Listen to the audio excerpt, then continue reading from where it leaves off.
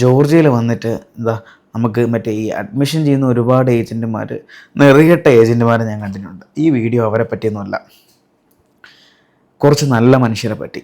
കുറച്ച് നല്ല മനുഷ്യരെന്ന് പറയുമ്പോഴത്തേക്കും എനിക്കൊരു പ്രതിസന്ധി വന്നപ്പോഴത്തേക്കിനും എൻ്റെ കൂടെ നിന്ന് എന്നെ സപ്പോർട്ട് ചെയ്ത കുറച്ച് നല്ല മനുഷ്യരെ പറ്റി.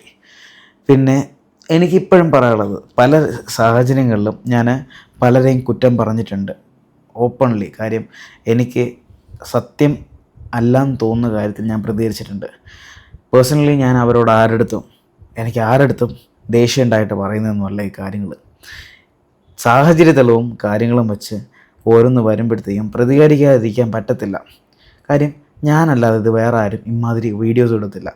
പലരും എൻ്റെ അടുത്ത് പറയുന്നൊരു കാര്യമാണ്, നിൻ്റെ ഇൻസ്റ്റഗ്രാം പേജ് പറയുന്ന മൊത്തവും നെഗറ്റീവും വള്ളികളുമാണെന്ന്.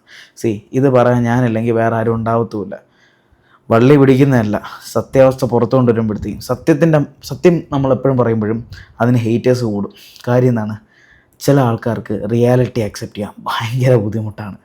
എനിക്ക് ഒറ്റ കാര്യം പറയാനുള്ളൂ, ഇതുവരെ എൻ്റെ കൂടെ നിന്ന് സപ്പോർട്ട് ചെയ്തവരും എനിക്ക് ഉപദേശിച്ചവർക്കും ഒരുപാട് നന്ദി പറയാനുള്ളൂ. കാര്യം നിങ്ങളുടെയൊക്കെ വാല്യുബിളായിട്ടുള്ള ഒപ്പീനിയൻ എൻ്റെ ലൈഫിൽ എപ്പോഴും ഗുണപ്പെട്ടിട്ട് മാത്രമേ ഉള്ളൂ. So thank you all.